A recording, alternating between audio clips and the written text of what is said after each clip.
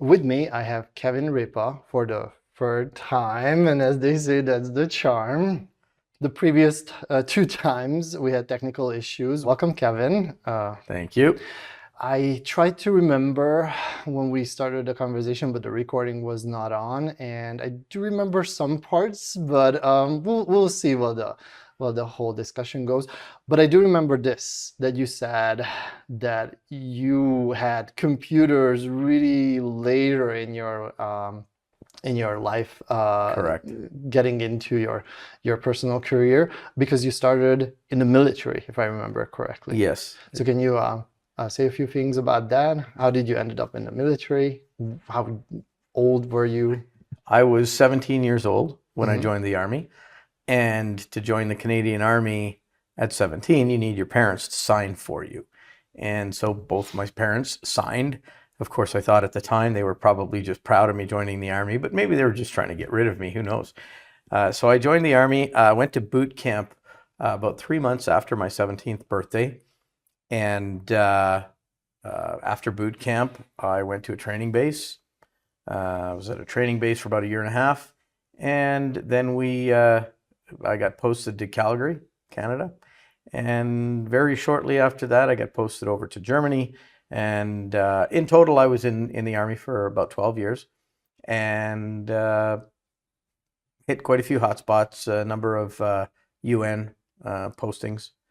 And yeah, I left the Army about 12 years later. And within the army, have you encountered at least like, I don't know, the radio unit or something that is related to technology, or was it Nothing. I don't know that, if the Canadian Army had computers back then, they certainly weren't on the front lines.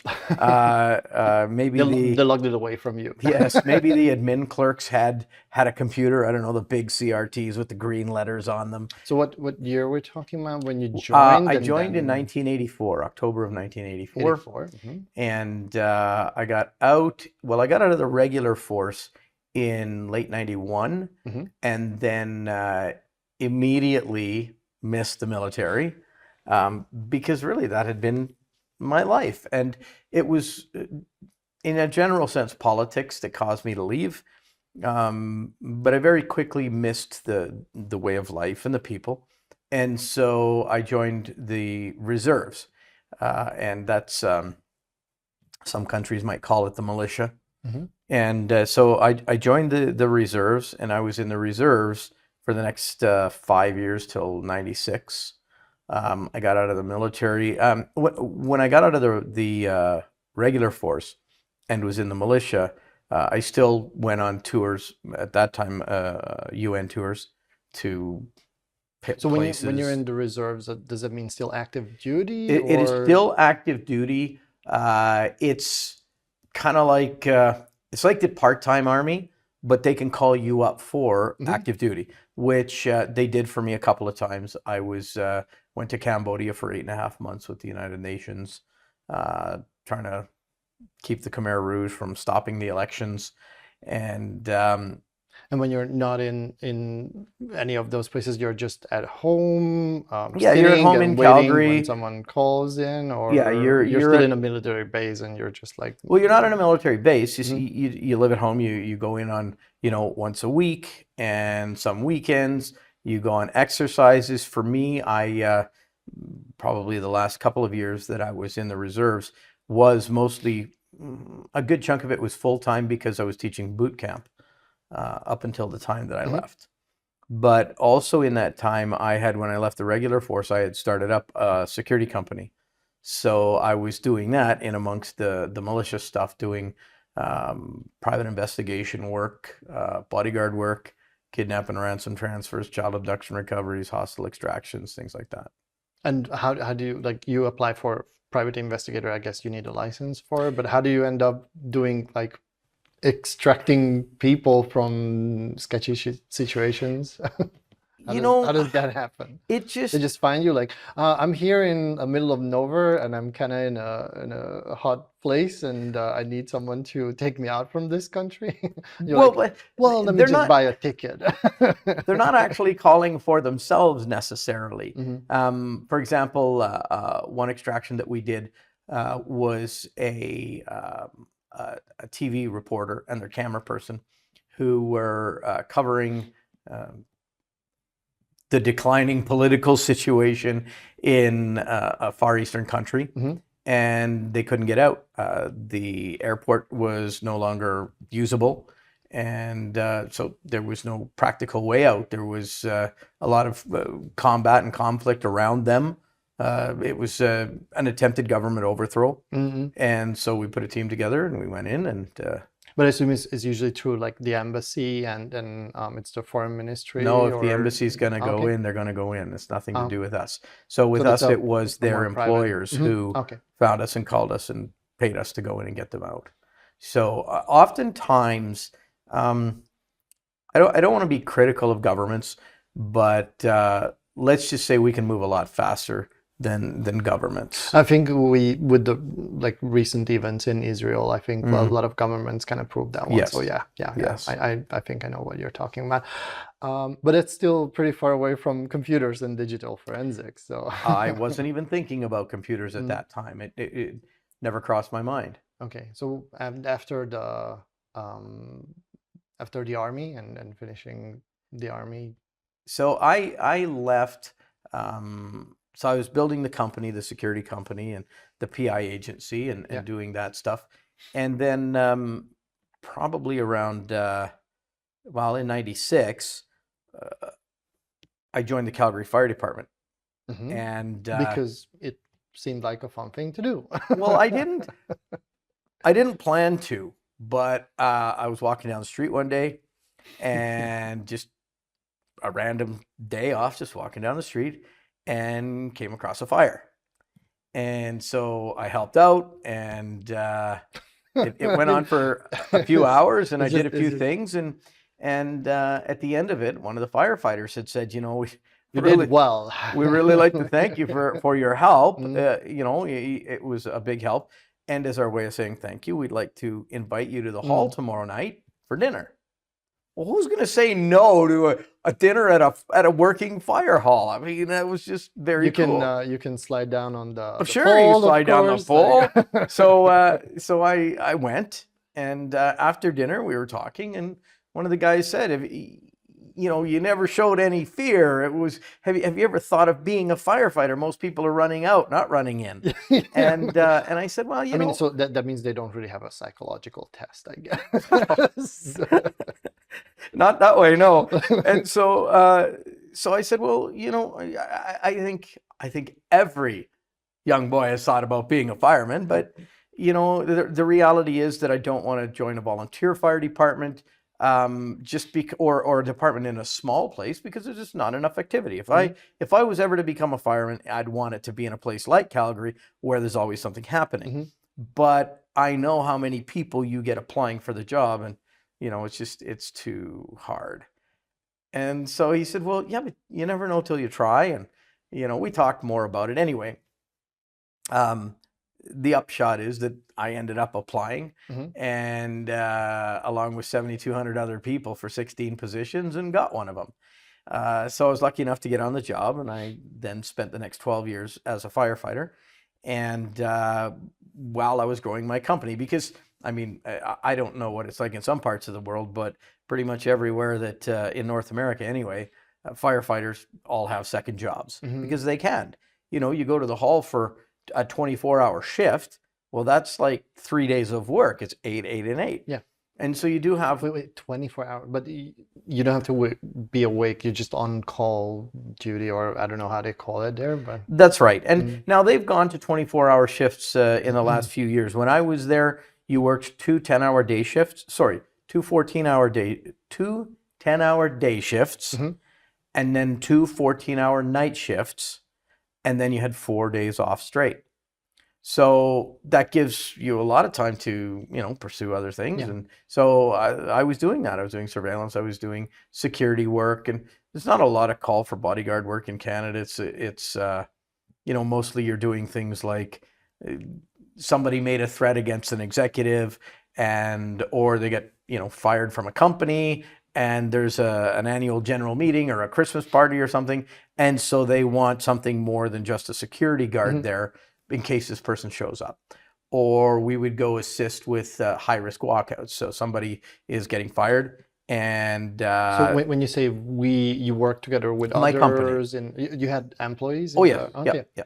And so we might get called in because they're going to fire somebody, and just experience is showing them that this somebody might not take it very nicely. And so we just go in there and we sit in a room and make sure that nothing happens that shouldn't happen.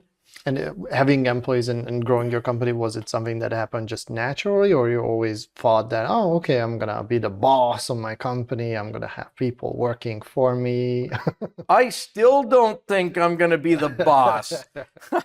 I don't think I am the boss, but no, it all just happened. You know, I on the one hand, I'm embarrassed to say it just happened. You know, it'd be better to say, geez, you know, I worked really, really hard and I planned for a long time, and, you know, I would reach my goals and I'd set another goal and I'd achieve that goal, and that's what got me where I am. Create a new business plan every year. Yeah, I can't spell business plan. Yeah, that's why I was asking, because it was hard to me to picture that you would do that. Yeah, I've been very, very blessed. It just, you know, but I mean, opportunities presented themselves, and I always said yes. And some of the things that you mentioned, you probably cannot do it alone, so you need someone Well, else. correct. I mean, if you're going to somewhere to do an abduction recovery of some kind, you're not doing that by yourself. It would never work that way. You know, some of these countries, you've got a team of people, and you have to secure some type of protection on the ground. You have to secure a way out. So, you know, you're putting these things together, and you're not going to do it yourself. And depending where you're operating, you're going to need assets on the ground there. And that was actually how I first got my foot in the door with computers. I was doing an abduction recovery out of Texas. And whenever I would do them, wherever I was, whether it was in North America or some other country somewhere, I would always try to find an asset on the ground there, an investigative agency or somebody in the security field, just that knew the lay of the land. Yeah, I was about to ask that. You did have probably people like informants or fixers, is something more of a. I don't even know if I'd say fixer, because I always had my own teams to operate with that I'd put together. But and depending what I needed would dictate who I would have. But I'd always get somebody on the ground, and even if I never used them, I would pay them to be by the phone in case it rang. Just because, I mean, let's face it, anything can go wrong. Maybe you get arrested, maybe, you know, something. And so it's good to have someone that knows the lay of the land, that knows their way around, can come and get you out if something happens. And so I was doing this out of Texas, and I met a guy, and we really hit it off. And you know, once the job was over, you know, we kept in touch, and he had said, you know, he used to be the chief of police of a place called Gun Barrel City, Texas. That's the actual name of the place. Can't even make that up. Gun Barrel City, Texas. So anyway, he said, yeah, I left the police force on duty injury, took a pension, and now I'm starting my own thing up. And he was starting a PI agency, but not doing normal investigations. He was doing this thing, cyber stuff, at which, I mean, I couldn't spell cyber. And he said, you know, do you have a computer? And as it turned out, I had just bought a computer. And the only reason I had bought a computer is because a client of someone who I'd done work for in the past, we crossed paths, and he said, yeah, you doing any surveillance work anymore since this friend of mine had passed away? And I said, no, I haven't really done anything since Chris died. I'm doing more security stuff. And he said, well, if you ever wanted to do any more type of stuff, let me know, because I'd send work your way. So I did. And once I'd done that, I realized, okay, well, I'm going to need a way to create reports. Was it your, I think we can say, partner who was doing that part, or why, like, or before you used the typewriter, or what? Well, I would write handwritten notes. Okay. And then just turn them in, And it was his wife that would actually type them into a computer, Okay. and then that product would go out to the client. And so I said, okay, well, you know, if you're going to give me work, I mean, why wouldn't I? So I researched it and I looked what I needed to do to set up a company. So And sorry, just to place this on the timeline, which year we're talking looking at about? that around 96. Okay. So 96-ish. I had just gotten out of the fire department, and he passed away. And then I ran into this old client of his. And so then at that point, I thought, okay, well, now that I'm doing stuff that requires reports, I'm going to need to buy a computer. But I had no money. I had nothing. And so I took the first job, and the first job came in, and I couldn't believe it. I was sitting there looking at a check for $1,500. I was beside myself. Somebody gave me this much money for something I planned and executed on my own. I was stunned. And where this is even worth more in Back then. Yeah, back then. I mean, but even then, when you think about it, no, it's not crazy money, but it was to me because I had no money. And so I used that to go out and buy my first computer. And it was this green Acer desktop computer, and with the big green CRT. And I remember I go and I buy it, and now if I can back up a bit, before I got that $1,500, I had to write a report to get that money. And so I went to a place called Sure Copy and Print, and they rented, you know, did copy services and things like that. And they also rented computers. So I go in, and I knew nothing about I knew less than nothing about computers. So I go in and I ask the guy, I say, can you set this up so that the screen is white, and when I type, it shows up on the screen? I'm not even kidding. That's how little I knew. And so he did that. And when I typed, it showed up on the screen. And I played around with it a bit. And I can't remember if it was an early version of Word or if it was Works, Microsoft Works way back in the day. But whatever it was, I played around with it. I typed what I needed, and then I kind of played around and clicked on stuff to figure out how to format it a little bit. And it took me about 8 hours. And then I go to this guy and I say, okay, I need you to put this on paper. And he says, okay, where did you save it? Oh. And I said, save it? What are you talking about, save it? Well, and of course, you might think that, oh my gosh, you went and it was gone and you had to redo it. No, it wasn't gone. It's just I didn't know what he was talking about. So he goes over and he prints it out for me, and I sent it to the client, and that's how I got that money, and I go bought my first computer. And I remember getting it back. So this computer was just a rental, and then you...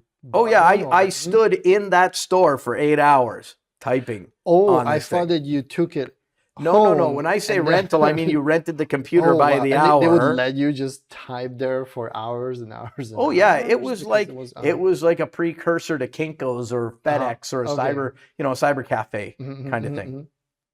And so then I bought this Acer computer, and I remember I was maxing it out. I thought, okay, well, if I'm here anyway, I don't have to come back. I don't know what's good, bad, or indifferent, but they're saying that there's this new whiz-bang hard drive out has just broken the gigabyte barrier. Is 1.2 gigabytes. Okay, I don't know what a gigabyte is, but if it's the biggest one, I'll take it. So I get this thing home, and I unpack it, and I get it all plugged in. It's not that hard, and I'm a fairly handy guy, but I press the power button and nothing happens. And so I check all my cables, it's plugged in, I got power, everything's good. Press the power button again, nothing happens. And the light on the CRT is on, so I know it's working, but the computer won't turn on. I'll bet you it took me 45 minutes, at least, maybe an hour, to figure out that there's a power switch on the back as well. So of course, when I discovered that, then I got it to turn on. Well, I get it to turn on, and now I'm staring at the desktop, and I have no clue what I'm looking at. I'm just got this screen. And so I called up my buddy's wife, the one that had passed away, because she had done all the computer stuff before. And I said, can you come over and help me out with this thing? So she comes over and she said, okay, well, what do you want? I mean, what do you want me to do? I said, well, I know that on your computer, I've seen things on your screen. How do they get there? And if I want to type stuff, where do I put it? How does that work? So she spent some time showing me how you create folders and create files. And of course, I was quite put out when I found out that, you mean I've got to go out and buy a program? It doesn't come on the computer. For how much money? I just spent a ton of money, and now you tell me I got to go get more? So anyway, I But went this out. was with what, like Windows 95 or something like that? Oh yeah, Or- yeah, Windows 95. Well, that's I think it was already like an easier start than starting with a DOS prompt, and then how do I No get the graphical question. stuff? No question. Yeah, I don't know what I would have done if it But was it's still like it can be over. But you know what? I think that, I mean, I had no background. I had no basis. So if it had have been a command prompt, I wouldn't have thought it was any more or less easy than a GUI, because I knew nothing. I didn't know what to do with the GUI. I mean, the mouse just kind of sat over there and didn't do anything because I didn't know what to do with it. When I discovered that you could slide it around and the arrow moved on the screen, that was some cool. I just, and it sounds so silly, I know, but back then it was. No, like everyone. So if I'd have started yeah. with a command prompt, maybe I'd be some kind of a Linux nerd now. I don't know. I think if that's the first thing you knew and that's where you learned, Yeah, you're more accustomed to that. I don't think that it would be any harder than Windows if that's all you did and all you knew. Now, when we use Windows for a long time and somebody says, you got to learn Linux, you're like, oh, how would I do that? But that's because we've already figured out a way. And so we don't want to learn a new way. So anyway, I was now on this computer, and then I got the internet, and it was dial up. You had to put your the modem, and it would deedle, and it was probably about 6 or 7 months after that where I got ADSL. So you got to put those filters on the phone lines, and then you could join. And so it was, I was about a year into it when I did that abduction recovery and met this friend of mine. And so he had started talking about the cyber stuff he was doing. And I still didn't know much about the internet or anything because I was just doing reports. And I was still trying to figure out how to use it, plus do my work, plus I'm in the fire department. And so I don't have a lot of time to just putz around. And so he told me about news groups and what they were, and that you got to them through Outlook Express and all of this other. And so he told me about this one that he was running called alt.private.investigator. And so I joined it. And at some point in there, some guy had joined, just a troll, and threatened his special needs son. And of course, you don't do that to the chief of police of Gun Barrel City, Texas. So we got to find this guy. Well, how do we get that message back to this guy? Like, how do you unravel that? Back, yeah.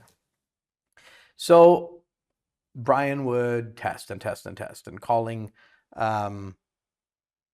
email administrators. I mean, I think first he started calling police. What do you do if you got a case like this? How do you find out who sent that? I'm pretty sure they were very Nobody helpful. knew. Yeah, probably no clue. Yeah. So he figured, well, I mean, it's like email, and companies have email, at least some do. So maybe they know.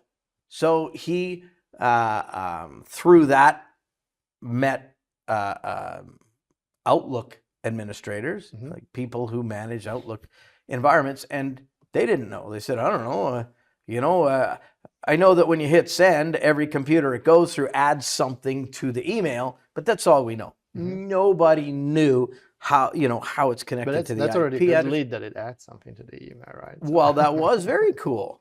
And so anyway, long story short, identifies the guy. And I mean, through this journey, it was, as I would learn more and more and more, and I'm telling you, there was a lot of sleepless nights. Just, people will tell you you can start gaming and you'll run on Red Bull and Cheetos and never know until the sun comes up that you've gone all night. Well, I was like that, but just from learning the system. And my game was blowing the system up and then reinstalling Windows and trying to recreate that blow up so that I could figure out why it blew up. And so at the point of, and then Brian said, you know what we should do? We should write a class on email tracing, internet profiling. And maybe you could do a day on computer configuration, because I had become pretty darn handy at troubleshooting computers. And so from the personal use perspective, which a lot of investigators were and a lot of people like that were, I was getting to know quite a bit. And, back then, legacy systems worked a lot differently than they do today. And a really important component of them was IRQs. And so anybody that was using a computer back then knew that after a few months of using it, it would just start to blue screen, and it would blue screen. And nobody knew what to do. They didn't know how to reinstall Windows or any of that. They were your average user, and we still see that today. Well, I had figured out what was causing that blue screen. Mm-hmm. And so when Brian and I took the show on the road, really, we had a 3-day class that we were teaching. And it included securing your computer, fixing it so it doesn't crash, so it's more reliable, how to use it safely and again, securely. Passwords were still kind of a newer thing. And, this class was designed for average folk, or? No, the only people that were allowed to take the class were sworn law enforcement mm-hmm. or licensed private investigators. Just because of on the email tracing and profiling side of things, they call it OSINT now, but we didn't know what to call it. Because of what we were teaching and because of the way ISPs worked at the time, we could reach out and touch you 90% of the time mm-hmm. from the tracing. Yeah. So you didn't want just anybody to have this knowledge. And we probably taught these classes at least twice a month for about 3 years. All over North America, every 3-letter agency you can think of, huge law enforcement agencies. So it was a big hit. Oh, mm-hmm. Yes, it was a very big hit. And so we, one of the people that came to the class was the PI to the stars. That's what he billed himself as. And we were given the class in Ventura, California. And stars as in movie stars and yes, yeah, Hollywood stars, PI. Yeah. So he came to the class this one time, and at lunchtime we're sitting, talking to the students and just informally talking. And he said, we said, so do you see a use case for this in your practice? And he said, oh yeah, but he said, I didn't come here to learn how to do this, which was kind of an odd statement. And we raised our eyebrows, and he said, I want to know if you know what you're talking about. He doesn't want to learn how to do it. He wants to have someone he can rely on to do the work. Mm-hmm. And so I guess at the end of the class, he thought that, yeah, okay, we know what we're doing. And so he puts us forward on this. And he calls probably, I don't know, a week later, maybe a little more. Yeah, got a case for you.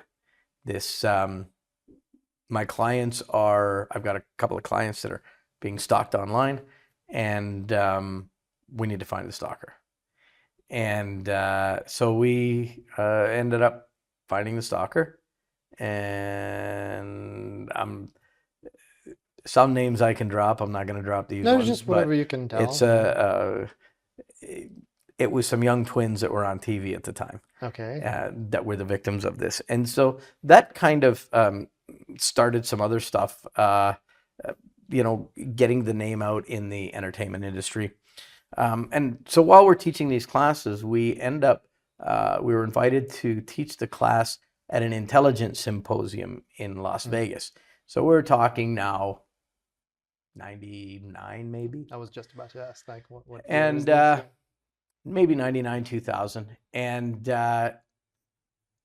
no, it was sooner than that. It was sooner. It might be now into, well, it's sketchy, late 90s. Anyway, we go to this symposium and we meet this guy who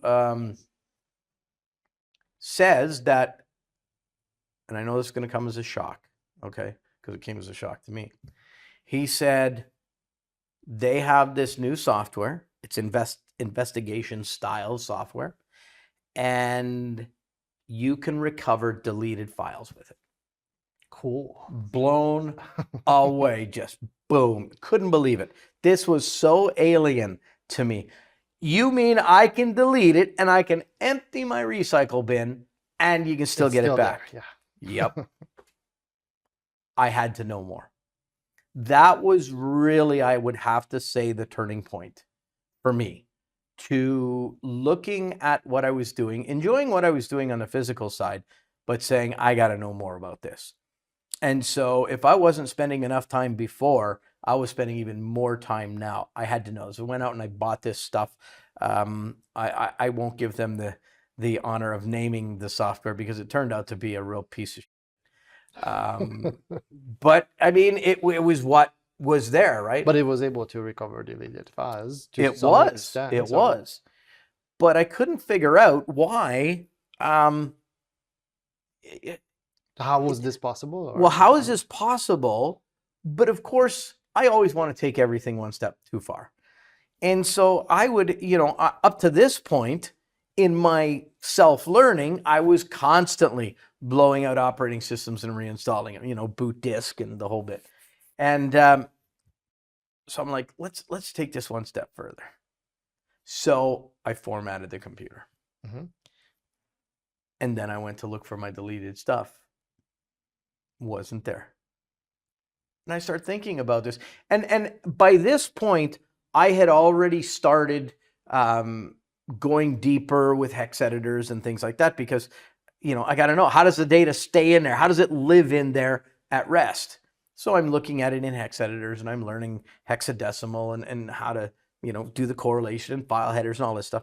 And Where did you learn these things? Like from the internet, or you had no, books, I didn't or have just no. like started opening up? So the problem with books for me at that time was, if I would open the book, at the point that the book started, I didn't understand enough to understand the book. Mm-hmm. The book was assumed too much. Well, by the time I could get to the point where I could understand the book, I didn't need a book anymore. So it was just all self-taught, just trial and error and seeing correlations. And I mean, I bought a ton of computer books. There was a computer bookstore in Calgary. You just can't or maybe you did on your own figure out like file headers and how they work, but I did. You had to, I had. Remember, I'm using this software to try to recover data, but and so now I'm deleting stuff and I'm trying to figure out how this software is working. Well, it's file carving. I mean, I know that now, but back then I didn't know how it was doing it. And as much as it seemed like magic, there had to be a way. What is this thing fixating on? And so then I'd start seeing situations where sometimes it would recover it and sometimes it wouldn't. Mm-hmm. And so I'd start experimenting, creating scenarios in files to see if it would recover them or it wouldn't, which led me to understanding that the file header. Yeah. And all it took was to open a few JPEGs over a bit of time to see that these things start with the same characters all the time. Tons of trial and error. I mean, I don't know what else to tell you. It's just, No. It was a ton of trial and error. It probably takes a bit more time, but your knowledge is very, very solid like that, You're because right. you know every bite, like literally all the, even the nibbles. Well, I'll be honest like, with you, why is I it didn't there? know anything about bytes or bits But or you see the nibbles. patterns. I didn't know that those 2 hex characters equaled a byte. That didn't mean anything to me. I didn't know what that, I just knew this was hexadecimal, but I didn't know about nibbles or bits or bytes at that time. And like if you'd have said, listen, how many hexadecimal characters in a byte? I'd be saying, what's a byte? I didn't know. But you did see the pattern though. So, Oh yeah. Oh yeah. And so anyway, I had, so I formatted the drive and I couldn't get anything back. And so I go back and I look at the drive with the hex editor and it's like, but I can see the data. Why can't this thing find it? So around about that time, I had been working on an investigation for a government agency that became international. And I was doing some work and I came up against a bit of a roadblock because it involved something I didn't know anything about, which was the phone system. And so my client says, I know a guy, and so I'm going to pass him the information you've given to me, and I know that he can take it that step further to get you the information you need to continue your investigation. So, of course, everything's compartmentalized. They don't want to give names, nothing like that. So they give it to this guy. This guy does whatever he does with the phone, and there's landline, and gets back to them. But he's got some other questions and they don't understand him because he's talking geek. And so they think that I know a lot about computers. So they said, you know what, we're just going to put you two together and you can talk whatever you're talking. And so we get on the phone together and we hit it off right away. And it turned out that he was doing a lot of computer stuff too, like way deeper than I was. He had done computing from, when he was 14 years old, he wrote a database program for a pharmacy in a town he lived in. So the guy was born coding. And so we're talking, and I told him about this program and what I had been doing and how, for some reason, the data is still there, but since I formatted it, this program can't get it back anymore. And he said, he said, you can still get that back. What? Oh, yeah. Oh, I can make that boot again. Shut up. Yeah. Listen, dude, don't be lying to me. I will get on an airplane. He lived in LA. I said, I will get on an airplane. I will come to LA and I'm going to sit beside you and watch you do that. Come on down. So I did. Mm-hmm. And I go down and he pulls out a piece of software. It was a hex editor plus. I can't remember exactly what it was. But anyway, he rebuilt the boot sector. And the drive booted back up. This was the drive that I formatted. I took it down. That was it. I was more blown away than I was when I found out you could recover deleted data. Holy. Well, so after that, then it just became deeper and deeper and deeper. Anyway, fast forward to the point where, okay, I think I know enough to do forensics. Only I didn't know that's what it was called. It was just, we're going to do computer investigations. And so I got a couple of cases, and they were just mostly preservation cases more than anything. And also probably recover like deleted files and data. Well, they wanted to look at it. They wanted to look at if anything had been removed. Mm. And so roundabout, it was a little bit after that when Encase came on the scene. And so I had to have Encase. But man, it was $3,100. That was so far out of my world, it wasn't even funny. But I had a benevolent friend who loaned me the money. Mm-hmm. And I bought Encase and recovered the money on my first case. And so just got to know more and more and more and more and more. And while I was doing that, of course, I'm still doing the security stuff and the fire department stuff. And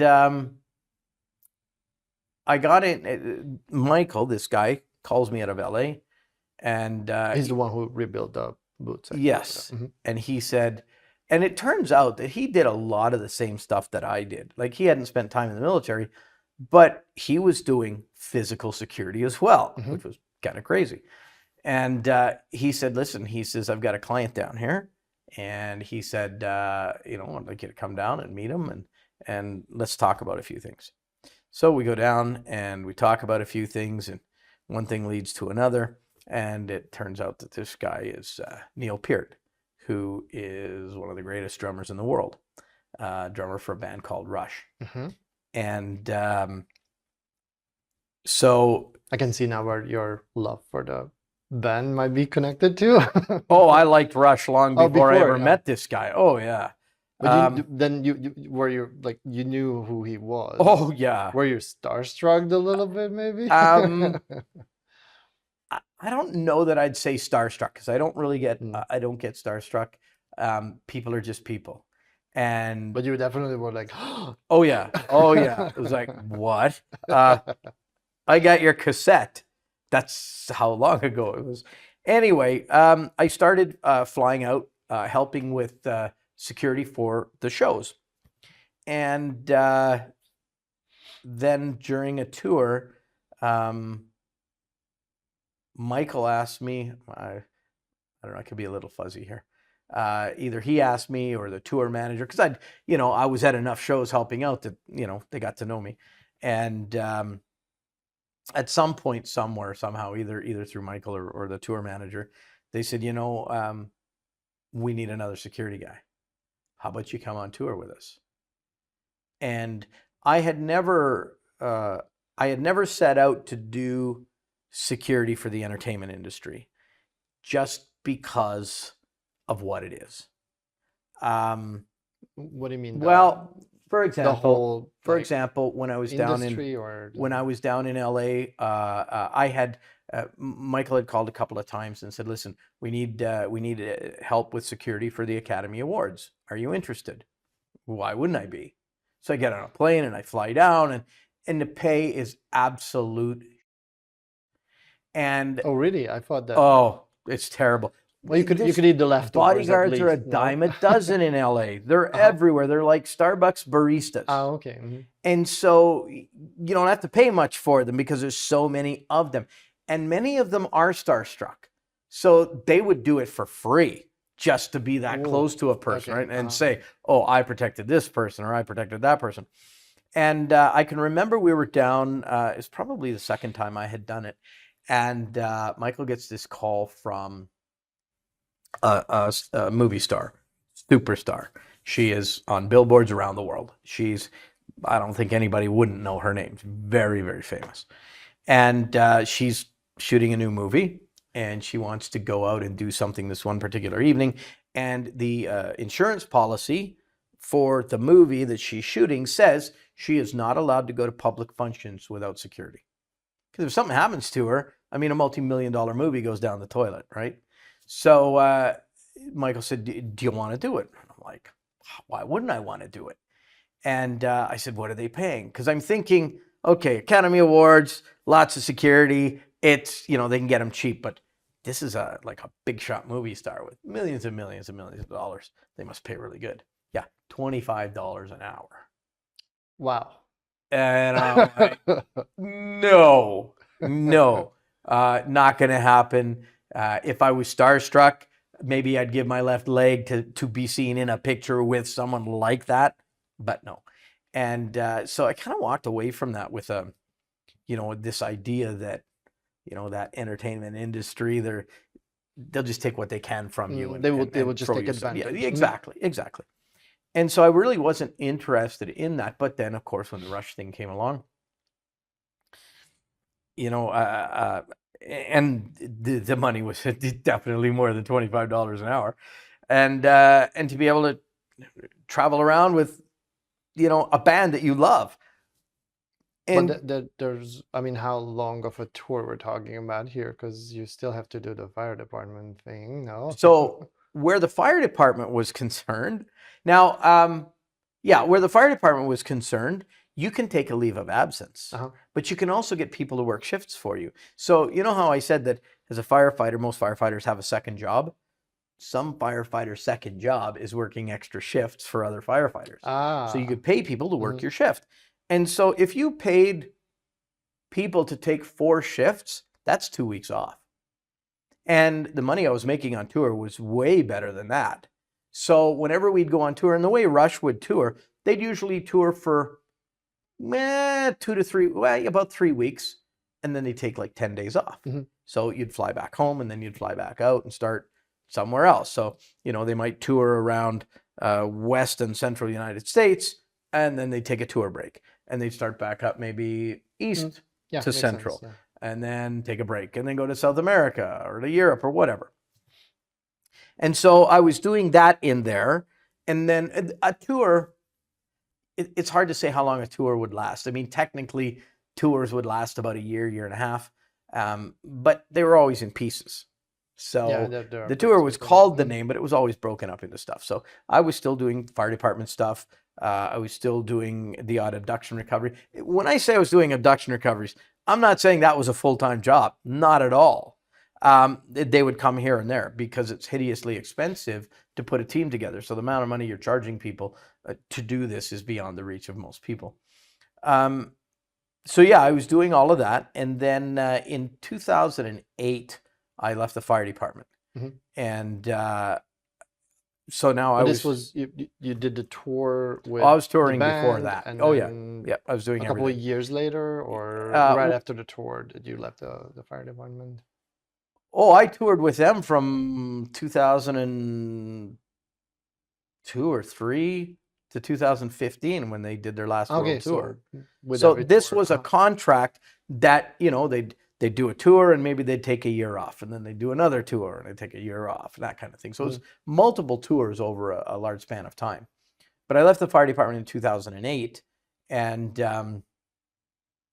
the forensics was going gangbusters by this time.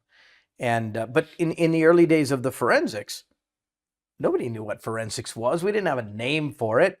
And I thought, okay, I'm sitting on this computer forensic software that I just paid a ton of money for. And it's not like the phone is ringing, because nobody even knows it's possible. I knew nothing about business. I knew nothing about advertising. I thought, who's going to use this? Lawyers, maybe. I don't know. So I remember I had put together this marketing material, just a letter and about my company and all of this stuff and what we do and how, hey, this is brand new and it could be useful. And I think that I think I did about 800 of them, and I put them all in envelopes, and I went through the yellow pages. See, yeah, that's how long ago it was. We had actual phone books with paper pages. And all of these law firms and all of the lawyers in the law firms, and I put stamps on these, and I sent them to all of the law firms, and just about 800 of them got sent back, like return to sender, because most of these law firms, they don't take unsolicited mail, like what we call spam, only like real paper mail. Paper spam. And so of course that was very deflating. But so just a step back. So what made you decide to leave the fire department and then try this instead when it was more? Well, I was already doing this while I was on the fire department. Yeah. So I know that my timings are all jumbled up, but this was all happening at the same time. Okay. So this whole approaching lawyers, that was very early 2000s. I was crushed. It's like, what am I going to do now? And so I go into, so then I'm thinking, well, you know what? I wonder if there's people out there who ever need their data back. So just organically, just word of mouth, I got a couple of jobs where people accidentally deleted files, and I was able to use this software to get it back, and people paid me. Well, was it like acquaintances or friends who just, oh, I deleted the file and I kind of get it back, and you're like, I might be able to do it, and then it was magic. And, So I thought maybe I'm onto something here, because the software will help me undelete files. And so I said, you know what? I'm gonna market data recovery. Well, I knew nothing about lab level data recovery at that point. I just knew, you know, if you delete stuff, kind of data recovery. And so I did that, and I started advertising in the limited ways that I even knew how, you know, pinning up stuff on billboards in supermarkets, and, you know, I'll do data recovery. And I was just imagining, like, lost your data, Kevin can help. something like that. It wasn't far off. And so this one time I go into this computer shop. There was this computer shop in Calgary called Memory Express, and it was just a hole in the wall. It was literally almost just a closet.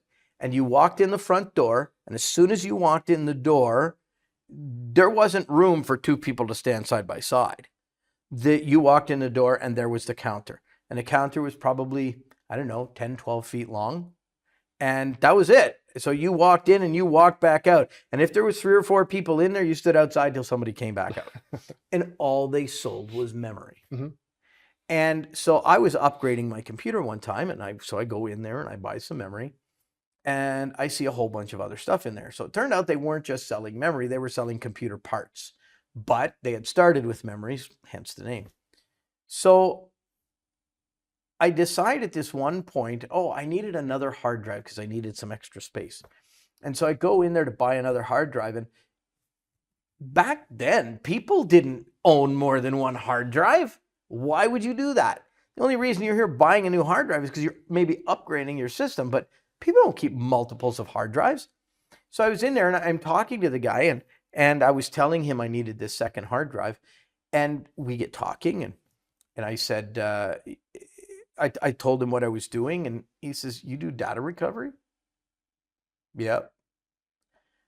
Do you have any idea how many people we have walking in here on a daily basis looking to recover data, and we got to send them away because we don't know how to do it? Nice.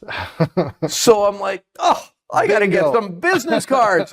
So I quickly start this second company called Pro Data Recovery, and I make business cards, and I go I drop them off at this Memory Express, and the phone starts ringing. Mm. And, you know, it was all simple stuff. I don't recall in those early days getting hard drives that were mechanically failed. And so I was recovering data probably for maybe a year or so. And just because of that, then the forensics started to pick up, and I was getting more calls for that, but mostly out of the US. I was getting calls from lawyers in the US that had either had a legal assistant or a PI or somebody who had attended our classes that we had been teaching. And so now I'm getting these calls from the US from lawyers. I got somebody charged with this, or I'm working a civil case, and this is the allegation, and it started to grow from there really, really quickly. Under classes, we're still talking about the one that you mentioned, the email tracing and internet profiling classes, yeah. And so then it took off from there, and from say 2001 through to 2010, it's just a blur. The amount of stuff I did and the places I went, whether I was on tour, and I'd fly to conferences constantly. If I had a window of a day somewhere, I was on an airplane going somewhere to speak at a conference. And of course, back then it wasn't like it is today, where, you want a speaker, you're going to pay for them. I never charged a nickel. I would fly all over the US. I mean, I'd have done Canada too, but nobody ever called from Canada. We were, I guess, still sledding on ice or something. But, PI associations in different states, or law enforcement agencies, or legal associations would need, were really, really interested in this whole cyber thing. This computer stuff was brand new. They knew nothing about security, nothing about investigations into computers. And so, you could close your eyes and point a finger at a map and call somebody there, and they're happy to have you speak at their event. I'd fly in, I'd front the cost, just to get my face in front of people. And did you do that because you were hoping that this would give you more visibility? And absolutely, yeah. So that I'd get more business. Marketing. Well, it is, but I was just happy to be talking, because I was just, look what I know and you don't. It's exciting stuff, and being able to share this information, but getting people to call you because they know you can do this work. And so very, very early on, I was getting involved in a lot of criminal cases, a number of civil cases as well, but a lot of criminal cases. One of the first probably bigger civil cases we did, the clients flew me, and believe it or not, that early guy, that chief of police at Gun Barrel City, Texas, flew him and I to Manila in the Philippines for a forensics case. And, you know, I think that was like 2002, maybe 2001, 2002. And just the idea of it was so alien. I grew up on a farm in Saskatchewan. I never saw a highway with more than one lane in each direction until I joined the Army. So now here I am, this farm boy from Saskatchewan, with a suitcase full of equipment, being flown to the Philippines in business class, no less. Was that the first time you flew business class? Or? Oh, yeah. Oh, especially with yes. this distance. It was... It's even if you had flown before, this is different. Well, I mean, I'd flown long distances in the Army. They'd throw us on a Herc and fly us across the ocean. And you're, 13, 14, 15, 16 hours on a military transport. Yeah, that's not exactly the same experience. No. You're begging for a normal coach seat then. But yeah, it was such a... I can't... even when I think about it today... When I think about where I started and where I am now, it blows me away. I mean, half of the stories I tell, I think, did I really do that? But did you, when you arrived there, did you thought about that? Like, no, we were just you were just we were a couple of guys in Manila looking for, we were trying to find a cyber cafe because we had traced an email from the US to a cyber cafe in Manila. Wow. Yeah. That's why we ended up there, because they needed the questions they were asking. We're saying, well, now basically what they wanted to know was who sent this email. That was the initial ask.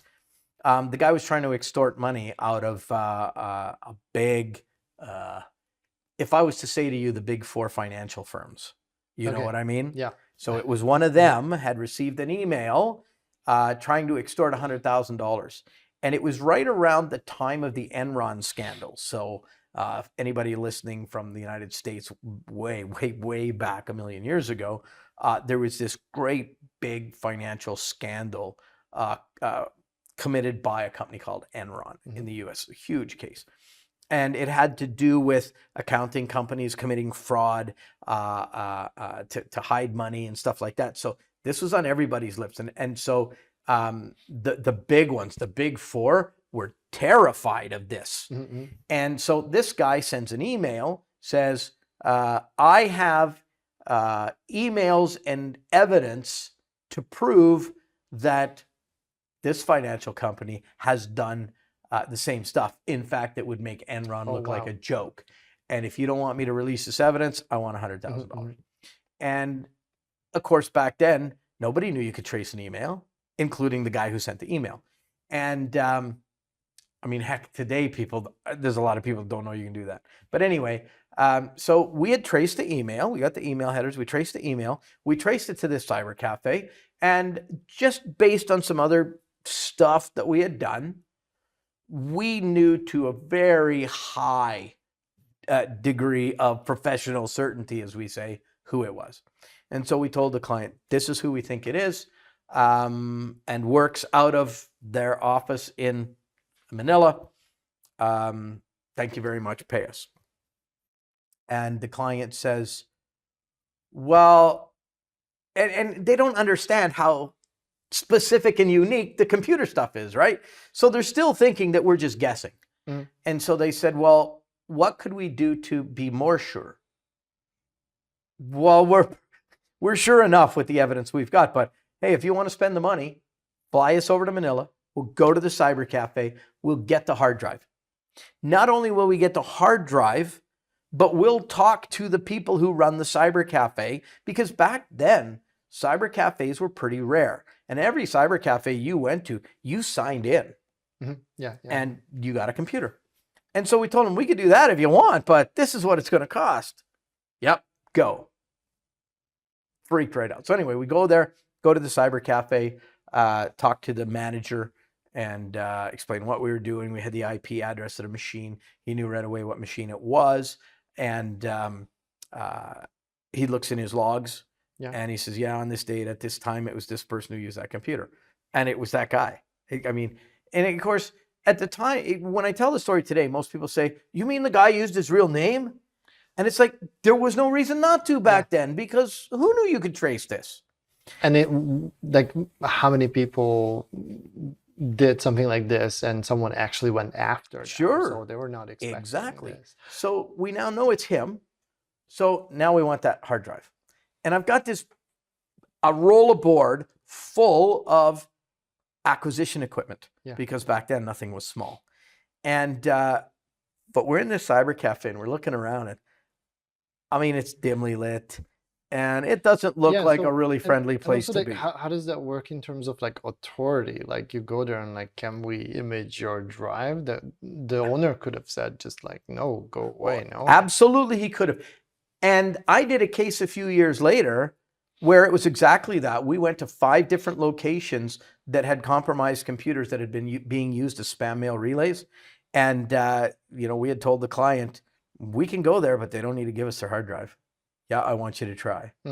They flew us around the entire world. But I think it just took like a couple of years to things change really, because like yeah. But in this case, it was a cyber cafe, so it's a little bit different, right? And we told this guy, we were going to pay the guy convincing methods to like make them more. Well, it was money's always the convincing method. And so we were prepared to pay this guy extra to image this drive. But just, I can't put a finger on it. Just the way the place looked, I was not too interested in opening this box of valuable equipment. Exactly. I mean, get it out of here alive. I don't know. So I say to the guy in the cyber cafe, I said, and I can remember we were standing beside the computer, and there's this kid playing a game or something on it. And I said, we told the guy that we need the hard drive out of that. What do you mean? I want to buy the hard drive out of that computer. Oh, sir, you can't afford the hard drive in that computer. I'll give you $300 for that hard drive. I thought that he was going to kill the kid that was playing on it in his haste to push the kid away and grab this computer. I mean, $300 in the Philippines, that's a ton of money. Tore the hard drive out of that, gave us the hard drive, couldn't be happier. So, that was one of the first big cases we did, and it was pretty exciting. Somebody sends you halfway around the world. I can imagine, like, the whole it's story, crazy, right? Amazing, yeah. And so then, things go on. I was involved in a number of high-profile cases. I don't know. I could tell a couple of stories. I don't know if you want to hear them. Sure. Just crazy stories. Whatever you can share from them, of course. So, so of don't course. Get into trouble. Well, I got a call one time from actually one of the early child cases that I worked on. I got a call from a lawyer in California, and she started out asking me, is it possible that you could get child porn on a computer and not know you got it? And I said, absolutely. Oh, okay. How much could you get without knowing you got it? And I'm thinking, okay, come on. What are you talking about here? Like, let's not beat around the bush. What's the story? She says, my client is charged with possession of 680 child pornographic images. And he swears up and down he didn't do it. I said, you don't get 680 images by accident. And she says, well, he swears he didn't do it, and I believe him. I said, well, the jail is full of innocent people, right? Nobody committed the crime. They're all wrongfully accused. And she said, no. She says, I know. I've been doing defense work for years. She says, but this guy just does not look like the kind of guy that would do this. And I said, okay. I said, well, we always work off retainer. If you're willing to give me a retainer, I'm happy to do the work, but I got to tell you, I'm a little skeptical. And you will reveal whatever the truth Well, is. sure, So sure. And you know, I can remember her, you know, she asked me how much it charged, and I told her, and she freaked. She says, I don't charge that much. And I said, well, you can't do what I can do. And I said, you know what? I said, I'm in Canada. I know that there's people down in California that do forensics. Now, again, this is early 2000s. And she says, well, yeah, I've called a number of them. And I said, and? She says, nobody will touch it. Why? Well, because it involves child. So what? The data doesn't lie. It's either there or it's not. I mean, you're paying me up front. If this stuff is on there and I can see how it got there and your client's guilty, I'm just going to tell you that. That's all. So anyway, long story, even longer. But that was not the reason why no one took the case. They just didn't want to touch. Well, back the then, case, no. back then, I mean, there was very few people doing digital forensics in the private sector because the only people doing digital forensics were police. And so if there was anybody in the private sector doing it, they were ex-law enforcement and they would not do defense work, would not do defense work. And so that's what it turned out to be. Nobody would touch the case. And I said, well, okay, then I guess you're stuck with me. You know, your only decision is, do you pay me or don't you? And so she did. And I did the investigation and found out very early on in the case that he didn't do it. The police put the child on his computer and didn't realize they had done it. They clicked a malicious link. Oh. And it was, I mean, I won't bore you with the whole story because it drags on for a bit, but you know, at the end of the day, and we didn't have all of these whiz-bang tools. Eric Zimmerman wasn't writing his easy tools yet. And so we had to do it manually. I mean, I'm recovering an HTML document and I'm reading through it and looking for the calls for the images, going and finding the images and then putting them in the proper folder structure to rebuild this web page manually. Well, it involved a pop-up attack. And there had been about a dozen pages popped up with 60 to 80 images per page. So I had to rebuild 680 images across, I think, a dozen pages, one at a time. It took forever. But once I rebuilt it, I was able to work backwards to see which page spawned which page. We got back to the first page and I was able to see what called for that, and it was the malware. Well, the virus. We weren't dealing with malware back then. JS Seeker was the name of the virus. And able to show all of the steps of how it had gotten there. And so they ended up, you know, having to let the guy go because he didn't do it. And I was just blown away by this. Like, how can you be entrusted to do investigations like this, but get it so wrong? And I thought, you know what? How many other people are like this? And I got to tell you, over the span of, well, even to this very day, I still do criminal defense cases. Now, was that some sort of turning point? Was that your first defense case then? Or? No, that wasn't the first one. It was, but it was the starkest example of one, of the police getting it wrong. And I mean, I've done defense cases. I can't even tell you how many now. Like, I have lost count, and testified dozens of times, and all kinds of cases, like not just child porn. I've done murder cases and kidnappings, embezzlements, extortions, run the gamut of criminal cases that may have involved a computer, and I've probably done forensics on them.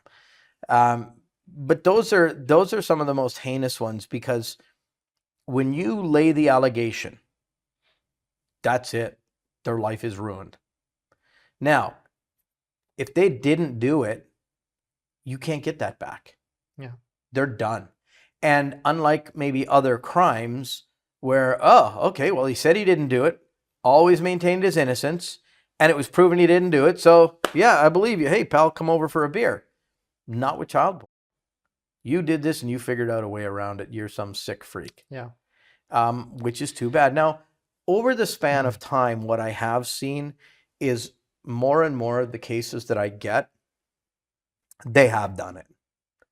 And for a variety of reasons, they're still paying a defense expert. Sometimes it's hubris. They think they're smarter than everybody in the room. And as long as they keep saying they didn't do it, look, do you think if I really did it, I would pay someone thousands of dollars to analyze my computer? Clearly, I didn't do it. Well, when I come along, and I mean, I'm usually a fairly good judge. And, you know, if it looks like there's some chicanery going on here, I'll say to their lawyer, you know, right now there's one person who knows what happened on that computer. And when I'm done, there's going to be two. Mm-hmm. And the data doesn't lie. And so, you know, in the early days, and even to some degree now, law enforcement hates my guts because I do defense work. But you know, the ones that I've actually done work up against, when they realize that I'm not just there to trash them, that I'm looking at the data, and that there's a lot of cases that never went to court because I told the client, yes, your client did this. And so, you know, a number of the cases that I get these days are, you know, a lot of them are guilty. Mm-hmm. But in a lot of cases now, what it comes down to is, do the charges fit the crime? So this person is charged with, you know, all of these counts. They're charged with possession and distribution and making available and creating and blah, blah, blah. Did they do all of those things? And so I'll go in and I'll analyze for everything that law enforcement says happened. And, you know, I hate to say this, but the fact of the matter is that very often in North America, the prosecutors will lay tons of charges that are, you know, quite frankly, trumped up. They're just not legitimate. And but the reason they're doing it is because they want to get a plea bargain. Mm-hmm. Because if they can plea bargain, they don't have to go to court. That's a win for the prosecutor. And especially, you know, in some jurisdictions, prosecutors, they're elected. And so if they go to court and lose, that looks bad for them at re-election time. But if they have to drop the charges, it looks bad. If they go to court and lose, it's the judge, it's the system, we fought the good fight. But they're loath to drop the charges. But they also don't want to roll the dice of going to court. So if they, you know, lay a bunch of charges and then come to you and say, listen, we'll plead this down to simple possession, give you 5 years, whatever. But if you don't take it and this goes to court, you could spend the next 50 years in jail with all of these charges. Mm. What are you going to do? And so now more and more lawyers or defense lawyers are saying, look at the evidence, you know, the guy's admitting he did it. It's just he's saying, I didn't do all of these things. Uh-huh.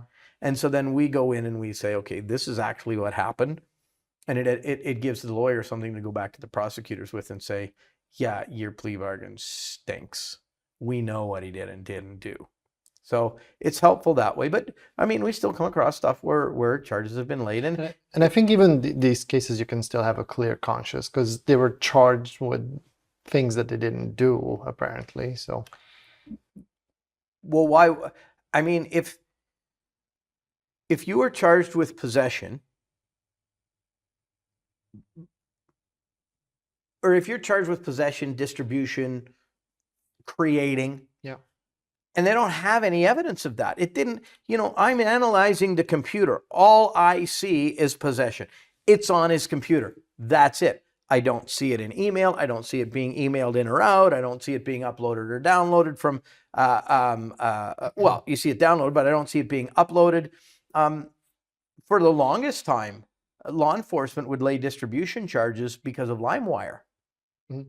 And, you know, my argument was, you know. You mean that just being on a peer-to-peer? No. Or... They would do sting operations on LimeWire and they'd catch people trading child. And so is that person guilty of possession? Yeah. Are they guilty of accessing? Oh, I see. Yeah. Yes. But are they guilty of distributing? Like many of these people had never sent a file anywhere. But because when you install LimeWire, it automatically creates a share. I mean, you search for something, and if it's on somebody's computer, it will show up. And then you access it and download it. Well, they would lay the charge to the person it came from of distribution. Mhm. And my argument was that, there's this thing in law called mens rea, and it's the guilty mind. Did they knowingly distribute this?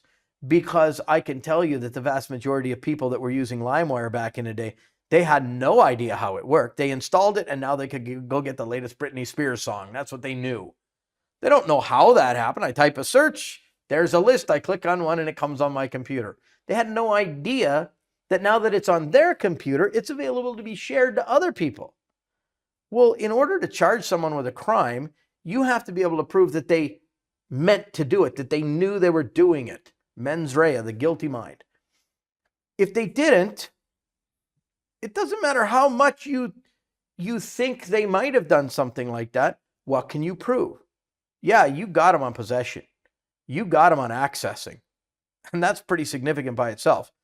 They knew that they wouldn't get a distribution charge to stick if anybody questioned it, but they'd lay that on because that added so many years to the sentence. Yeah. And they just added on so they could deal it away, which is really, really unfortunate and frustrating, but it happens.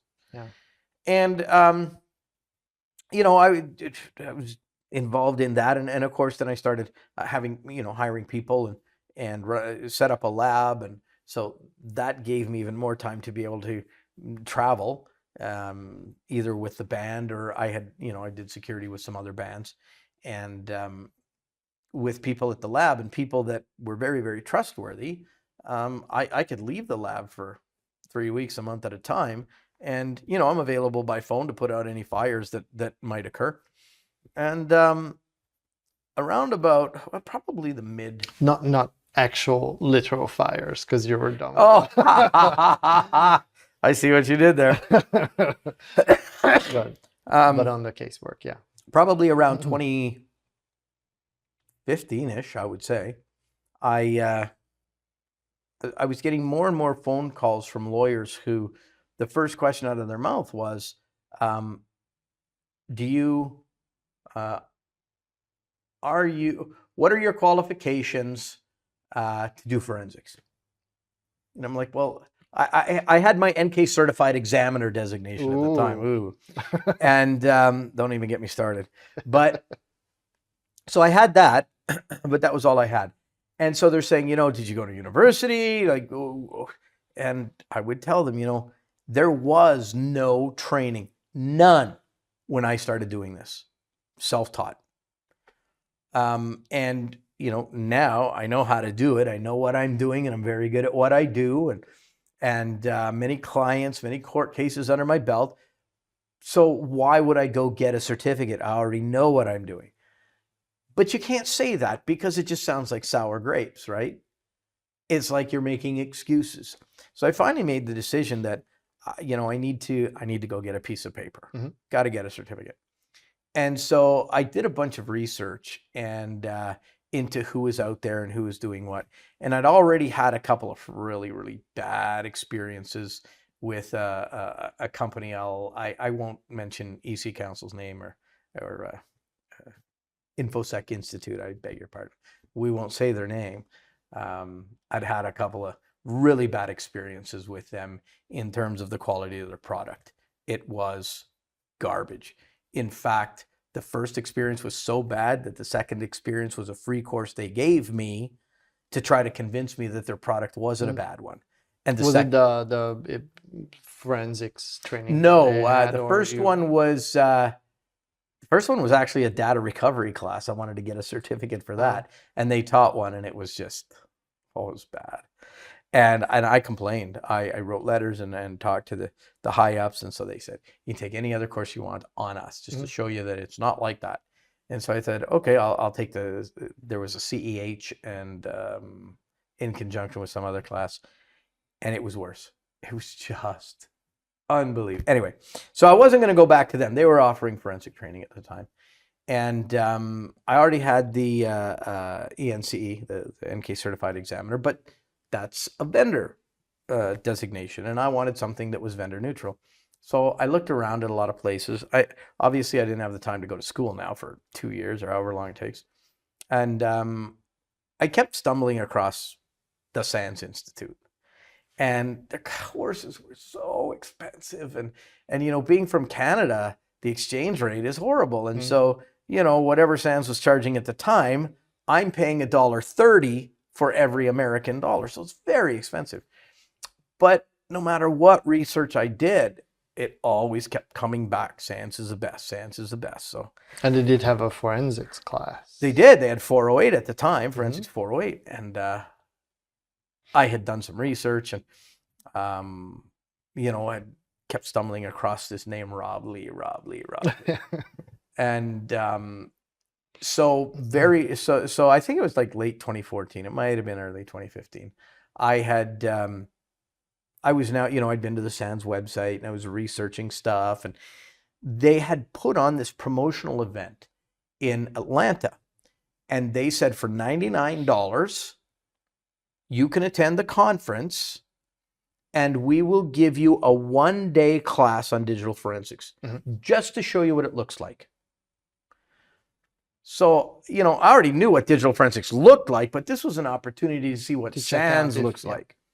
So, and if you want to pay that big sack of money. Yeah, exactly. So I flew down, called my buddy Brian, the guy that from the very, very beginning, I said, dude, you got to come to this thing with me. So he did. And we go in, and it was Rob Lee giving this. And so the first time I met Rob, well, and never really talked to him. He just taught it. And after that day, I'm like, okay, this is the winner. But it was still a lot of money, right? So sorry, it was with Rob Lee. Yeah, Rob Lee gave that one-day introductory thing.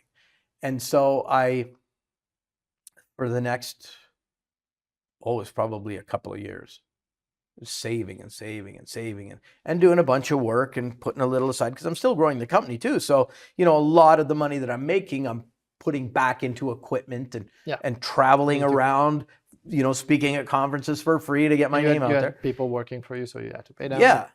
Well, there's that too. Well, I'm not really paying them unless they're working. And, you know, they were contractors, so they got... But still, like... Yeah. And so, that's also part so there was a lot of outlay. I finally saved up enough money, and which sounds like a stupid thing to say, because I still hadn't saved up enough money for a full course. But I found out much by accident about this work study thing. Oh, cool. Now, I think even today it's very, very... Well, what I had done actually before that, I beg your pardon, before that, I had, they were advertising a Mac forensics class. And it was Sarah Edwards' class, and this was her beta class. It was the first class, the first time it was ever taught. And so it was half price. And so I put out for that. And I thought a piece of paper is a piece of paper. You know, it's forensics and it's Mac. I owned a Mac at that time just for testing, because I wanted to learn how that worked. So I flew to DC and brought one of my people with me on the class. And so we both did this class for half price. And which year was this? This is approximately like 2014, maybe. Just out of curiosity, yeah. Call Sarah up and ask her when her beta was. She'll tell you. So whenever it was, because that was her first teach.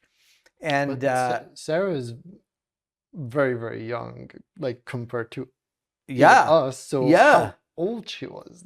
She was really young. Super young, right? Yeah. And so anyway, took the class, really enjoyed it. Knew that I wanted to get that other piece of paper for 408, but there was it was hard for me to afford this class at half price, which is what they charge for the beta classes, or what they charged back then. And so I saved and I scrimped, and heard about work study, said, okay, that's the way, because it's not just a class, right? You got to pay for the hotel and the flight and the food and all of the time that you're not working and earning money now. And so I signed up for work study. The first work study, and, you know, I'm not going to get into how entirely work study works, but I mean, you probably know. Oh, I did a ton. Oh, okay. So you know, my first work study was in this room. Oh, gee. So you know then that you don't just get to pick this class in this place and you'll be the facilitator. You get whatever you get. Yeah, and you had to pick, you know, the top 5 classes. So pick them in order, and it depended on how many events, how many classes were in an event. So anyway, I had picked, I picked 408, and I picked 508, And but you had to pick 3. Whichever one this was, you had to pick your top 3. And so the third one I picked, I didn't know what else to pick. So I picked 401, Security 401. And the reason I picked it was, I mean, I didn't really want it or need it, but as I read the description of it, I thought, this is interesting, because if I understand better how networks are secured, I can understand better what the hacker's doing to get in, which helps me as a forensicator find the breadcrumbs. So that was my third choice. Well, it turned out that that was the only one that was available. And so I'm thinking to myself, oh, I don't want to spend this money for 401. I just, but I don't want to say no, because maybe they won't consider me again. So and also it was still a very reduced price. So well, it was $750 at the time. So I forked over the money, went down to Dallas, Texas, and it was Russell Eubanks that was teaching it. Mm-hmm. And so I was his facilitator, and Russell and I hit it off right away. And you know, more than once he said, you know, you seem to know more than the average student in the class. And we would get talking, and he said, you know, the way you answer questions and the way you present situations, what are your thoughts about ever being an instructor for SANS?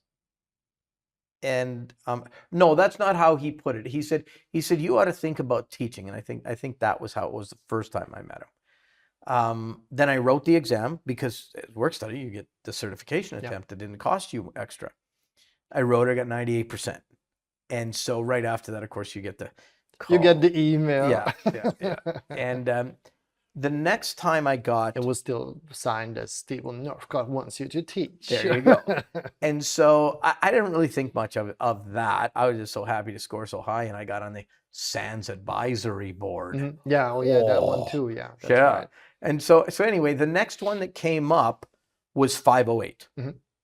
And you mean like when you applied again for work study? So I applied again. To get that one. Got passed over for 408 again. Mm-hmm. 508 was available. Now for me, and I still hear this to this day, so there's something wrong with marketing and sales and the whole team that puts this out there. I thought that 508 is an advanced 408. I talk to people today and they're like, you mean it's not? No, it's not.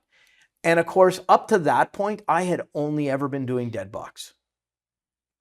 Well, I go into 508, and I'm talking a block, right? I'm like, this is going to be a cakewalk. I know forensics inside and out. There's nothing they're going to teach me. I may learn a few tips and tricks, but even just to know that what I'm doing is right, that's a win. And I get the piece of paper. That's what I need. I suffered through that class. I couldn't believe how much I didn't know. They're talking about RAM, and I hadn't spent any time in RAM. Knew nothing about it. Network forensics, what the H? No, I knew I couldn't believe how much I didn't know. And I barely got through that class, and I was crushed. But I guess it also felt awesome that there's so much new stuff that you learned. No, I didn't even think of that at the time. Oh, okay. I'm still walking away thinking 508's an advanced forensics. And I would have expected with the forensics I was doing that I would know that. I still hadn't really engaged the other part of my mind that said incident response was a separate thing. Mm-hmm. I blame you, Rob Lee. Defer is not one thing. Or was it with Rob as well? Or no. That one was Alyssa Torres that was teaching that one. But no, they were. I think it was right around that time that they had coined this DFIR, Digital Forensics Incident Response. And to this day, I loathe that term because of what I took from it. And, you know, it turned out after a while, I realized, you know, there's digital forensics and there's incident response. And they're not the same thing. And 508's an incident response class. And I was so crushed when I walked away that, I'm an idiot. I thought I knew this stuff, but clearly I don't. And so I go back licking my wounds. I mean, I wrote the exam and I passed it and all was good, but just, it was so hard. And then shortly after that, 408 did come up. Now we're talking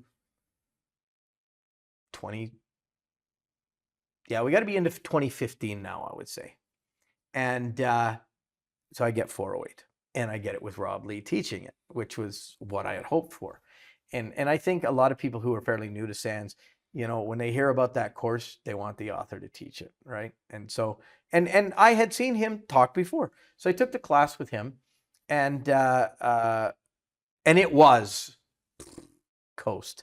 Okay, it restored my faith. The fact that I knew what I was doing, because, but believe, and I thought, like, the first couple of days, I'm thinking, I am not going to learn a thing. And I'm glad. I'm coasting. I know everything he's talking about. I know all of this stuff. Oh, good.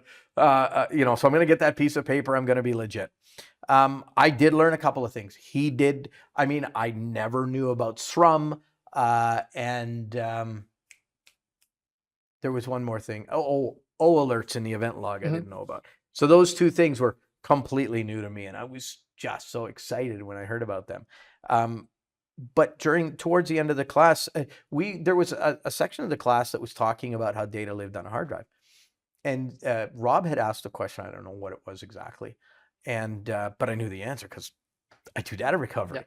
And so I started talking. I answered the question, but in the way I answered the question, it was, the response from him was almost like, how do you know so much about this? That detail, yeah. So I said, you know, we do lab level data recovery. We tear hard drives down. We do, you know, recoding and microcode and stuff like that. And so he asked me on a break, do you mind coming up and talking about it for, you know, whatever, 10, 15 minutes? Sure. And he was surprised that I said yes, but he didn't realize that, you know, I've been speaking at all of these conferences. Was he actually surprised? Well, he didn't know who I was.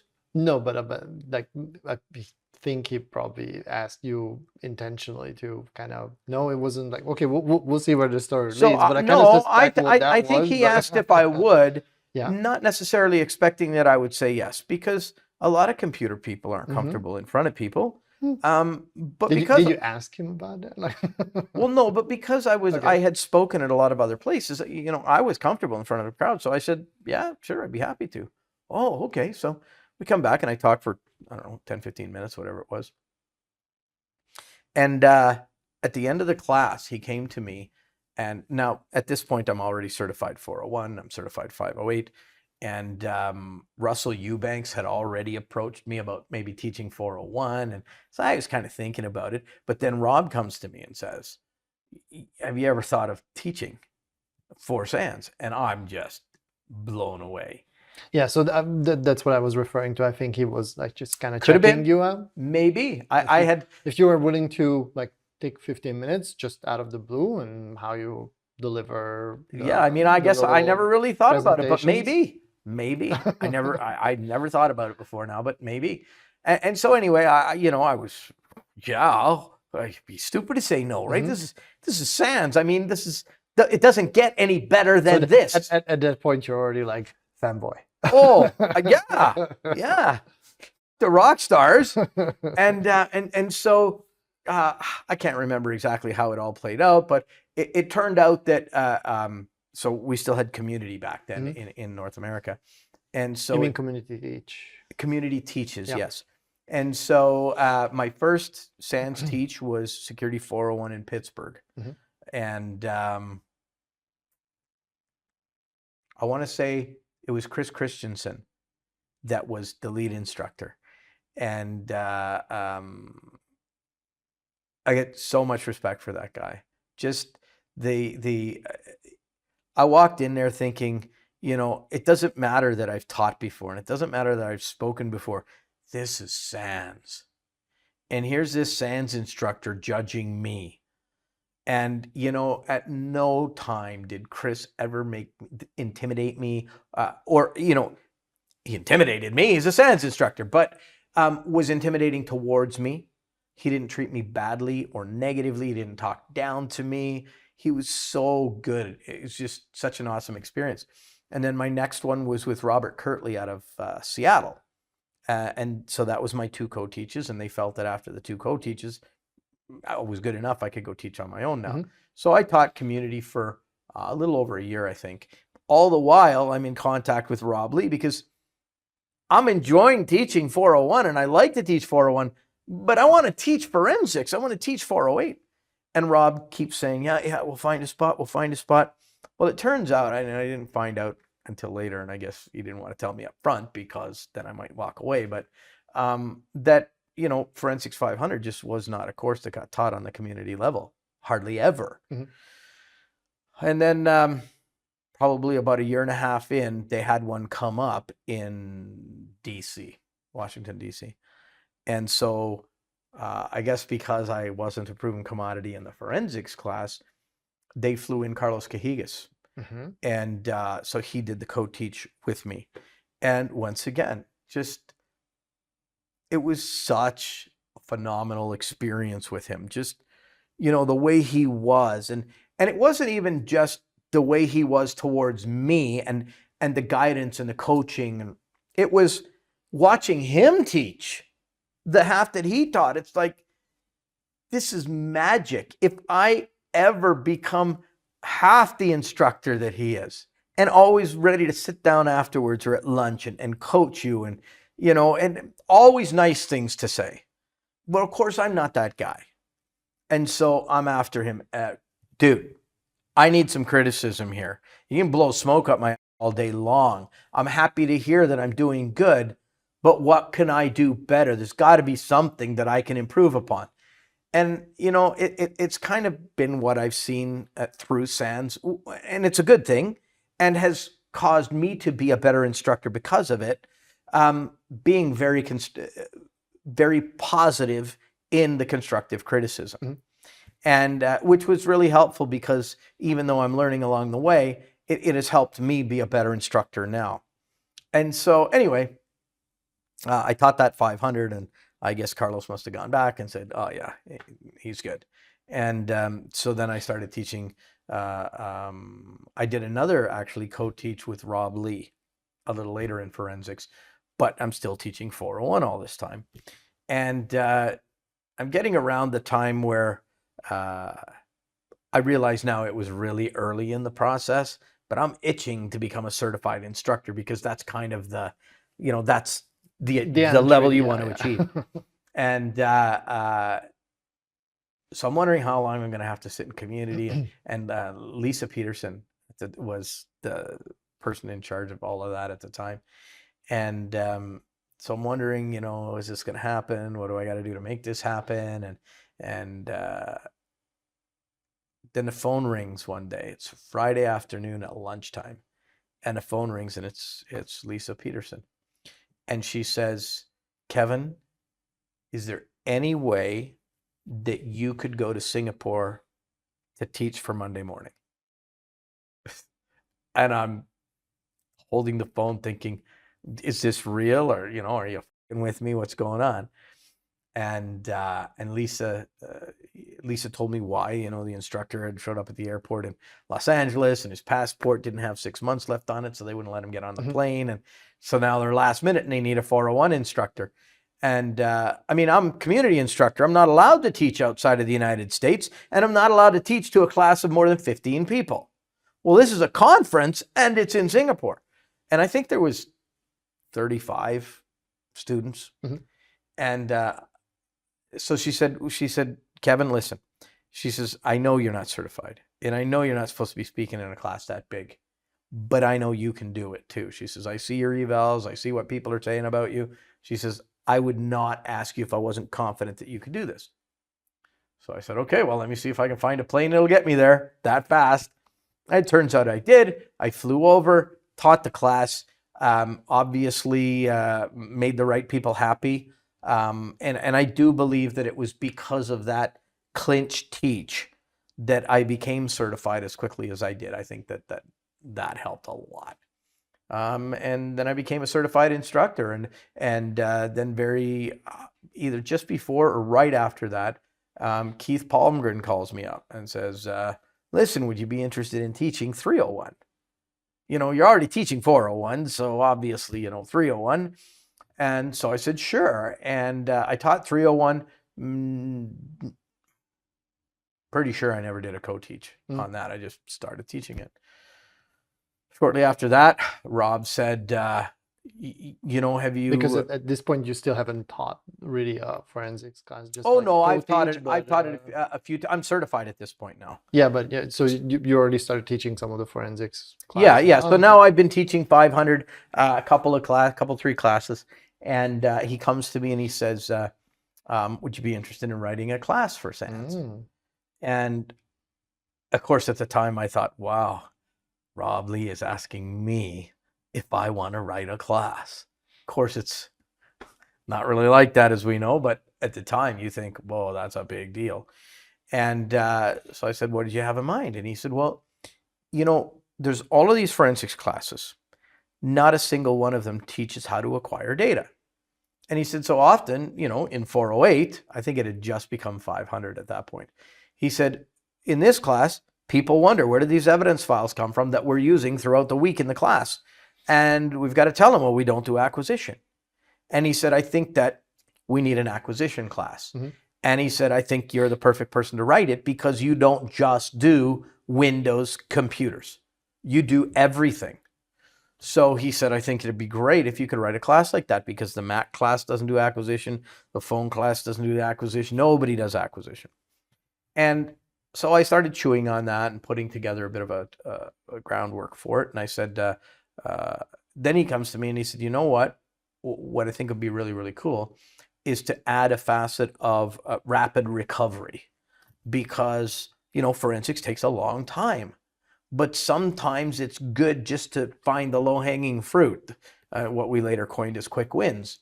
And so it ended up being that I had a 6-day class, and half of it was going to be acquisition, half of it was going to be rapid triage. And so I had put together all of the framework and the outline, and I sent it in, and it all got approved and ready to go. And I just get ready to start writing it, and Rob calls me up. Yeah, Kevin, you know, really want to know how you'd feel about having a co-author.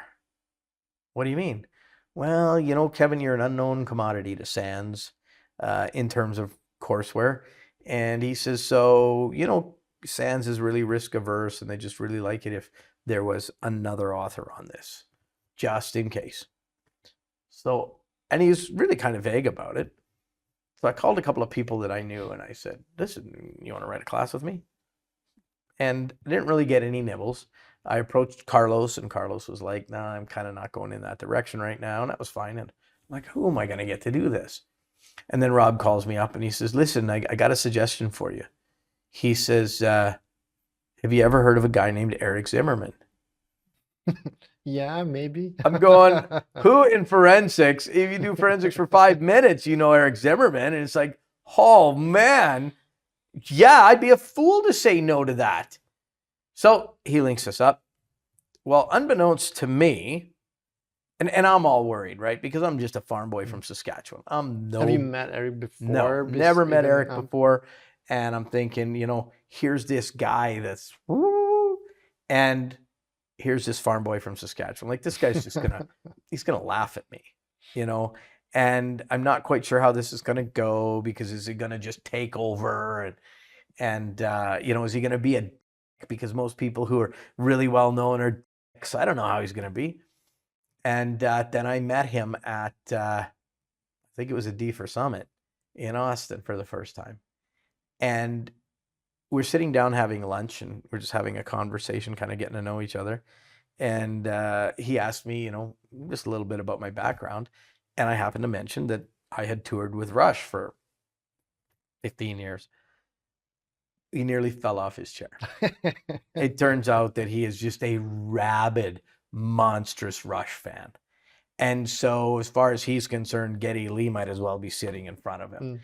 And so I think that really helped break the ice to, you know, I'm fanboying on him and he's fanboying on me. Except he's got street cred and I got handcuffs. So not really, you know, not kind of the same thing. But anyway, we hit it off. We wrote the class. He wrote half, I wrote half. There was discussion at the beginning of it about who would get what percentage, and Sands was saying, you never do 50-50, and I don't know what they were trying to do, but at the end of the day, Eric and I stuck to our guns and told them it's going to be 50-50, and that's the way it's going to be, and that's the way it's been ever since. And then, of course, the pandemic hit, and everybody was affected, and they stopped teaching in person, and Was it hard with this class? Because I mean, it's pretty hands-on even. Well, it was tough with the class, more so from the perspective of, none of the government agencies were allowed to take classes now, and most of the companies had cut their training budgets to nothing. And our class was predominantly attended by law enforcement and government. And so if they're not allowed to take training, I mean, I want to say we went 3 or 4 months at one point with every teach being canceled because nobody was signing up. But, I was lucky enough that I was still teaching 401 and 500 and 301. And then after the pandemic, everybody during the pandemic and shortly after, everybody kind of circled the wagons, right? And I'm kind of left standing out in the cold because for each class I teach, the lead of that class, well, they're like, well, I've got all of these instructors, but there's Kevin. But you know what? Kevin's busy doing other classes. Well, Kevin's now not doing any classes because everybody thinks I'm out doing everybody else's classes. And so I wasn't getting a lot of teaches. And I can remember Kapil calls me one time and he says, and we'd been talking about the lack of classes. And he says, we got these new classes coming up and we're going to need instructors. How would you feel about teaching 488, the cloud security fundamentals? And I said, well, I don't even know what that it is. So, I'll sit a class and I'll let you know. And I sat the class and I went to Kapil and I said, you know what? There's no way I can't teach this class. I don't know enough about it. I don't do anything in the cloud. And, to Kapil's credit, he's trying to find classes he can set me up with. And 498 starting to pick up again and it's starting to sell better. And 498 is your class. My class, yeah. And so then he says, what about, we got this new class out called 509, Forensics 509. He said, it's forensics in the cloud. And I said, well, again, I don't deal with the cloud, but it is forensics. How much different could it be? Let me sit the class. Third day of the class, I'm calling Kapil. There's no way. No way. Yeah. Can I teach it? Yeah, I can walk in a classroom and I can talk to the slides, but nobody better ask me a question or I'm lost. And so then he comes to me and he says a little while later, what about 578? Can you teach 578? And so I said, well, what is it? Cyber threat intelligence. Well, I've been doing a bunch of consulting on that for a few years now. And so but again, I'm like, let me sit the class and let me see. So I did the on-demand, I set the class and I'm like, oh yeah, I can do this. And now I teach more 578 than any other class, just because it's a very popular class. But I haven't. But your own class is still. Oh yeah. Going. Oh yeah. That class probably runs, I'd say at least a dozen times a year, maybe more. But Eric's teaching it too, so it's between the two of us. I haven't done really any physical stuff since probably about 2015. I mean, physical as in like the bodyguard stuff and things like that. I got involved with an extraction out of Haiti in gosh, I don't even know now, 2020, 2019. So there's still onesie twosies, but it's the last time everything went for crap in Haiti before this last time. And but that's really the last one I've done. I'm trying to think if I've done a couple of one-offs since then, but do you miss it or you know what? I miss the idea of it. Yeah. But the reality is the mind is willing, but the body is not. I've become a little too comfortable over the years. And so I'm carrying, 15, 20 pounds more than I should be carrying. And I'm just not in the same condition that I used to be in. And, not that it's like the movies and you're going out getting into fisticuffs all the time. I mean, let's face it, if you're getting into a scrap, something's gone wrong. In real bodyguard world, you identify that and remove from the situation. You don't go fight it out. This isn't the movies. But, I miss the idea of it, but I know that running around and the physicality of it is demanding. Yeah. If I had to, yeah, okay. But I'm blessed that I don't have to. So I'm really glad that the cyber came around the way it did and kind of carried me away. But, I talk to people and they often say, Kevin, how is it that you could have done all of this stuff? I mean, you've lived 4 lives, 5 lives. Pretty much, yeah. Yeah, I have. I've been so blessed. There's stuff that I've done I haven't even scratched the surface of. And, at the end of the day, the bottom line is I never said no to anything. Somebody said, hey, you want to do this? Yep. Hey, can you do this? Yep. And you get it done. How many people would get an opportunity to tour? A lot of people would say, oh, that's so great. That'd be so awesome. But at the end of the day, if you were to go up to them and say, listen, I have an opportunity where you can travel with the band for the next 6 months. And the idea sounds cool, but the reality is they got kids in school, they got bills to pay, they got a spouse at home, and you just don't walk away from that for 6 months. And for me it was different. I just always said yes. The Army wanted to send me somewhere, I went. Fire department asked, I said yes. I've had a lot of close calls. On the fire department, I was the guy that nobody wanted to work around because if I was on shift, something was going to blow up. I was in 2 of the worst explosions that Calgary ever saw. Lost a fire truck in one of them; it burned up. So I've had my share of close calls. And that was after the Army when I thought I left the close calls. It's kind of part of the whole deal that if you're jumping into the opportunities, then exactly. There's risks. And I never looked at it at the time and said, oh my gosh, what have I gotten myself into? I just did it. It was fun. And so there was, I wish I had these inspiring words and these pathways. And if you do this, this will happen and good things will happen.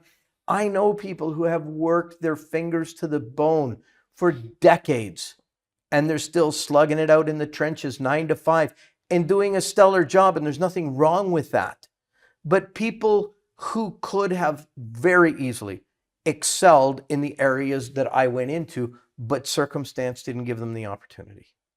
It's one thing to be, I look at rock and roll, Rush is on the stage and they're the greatest of all time and they're this and they're that. If you read all the reviews but along the way, I've met a lot of musicians that were world-class quality that could very easily be on a stage, but for opportunity. The right person didn't hear them. They weren't hooked up with the right band or the right instruments or whatever. And I've got no words of inspiration. It happened to me. I always said yes. Now, obviously, that's a good takeaway. Like if the door opens, you have to grasp that opportunity. But you will see what happens. If the door opens, that's a great opportunity. But what did you do with that opportunity? Yeah. The fact that Rush kept calling me back for a dozen years, 15 years, obviously I was doing something right. So I got the opportunity. Yes, I'm not going to say no to this. But they kept calling after that. So obviously, the work product must be there and you must be making somebody happy. But a lot of people they're that good. They just don't get that opportunity, which is, it's sad. And I never a day goes by when I don't realize how blessed I've been and how lucky I've been and to have the opportunity. I'm still early on with this whole interviewing process, but I can tell that a lot of people feel like it, but it's really about like taking that opportunity and going with it. So it's not really luck. It's what you can make out of it. It's true. Luck may open the door. It's what you do with it. And Exactly. yeah, I got to agree with that. But, you know, I look around today and I mean, pinch me. I just came to Munich from Saudi Arabia, teaching classes, getting paid for it. I mean, and having a blast in the and middle. having a blast. Having a blast. All right. I think these are great closing remarks. Is there anything that is exciting that you're currently working on? I don't know, an update to your class or some project you did, for example, the during the pandemic, you did that video Oh yeah, series we that did. was pretty awesome. Anything like that or similar stuff? Not now. Not working on any projects like that. I am working on an update for 498. Just a normal, you know, a couple times a year update. Nothing huge, you know. I've got a couple of high-profile forensics cases I'm working on. That's just normal stuff. It's then something to keep an eye on. What comes next for you? Yep. You never know. All right. Hopefully it's something good. Thank you very much for your time. I'm pretty sure people will love this. So My pleasure. thank you. Happy to be here.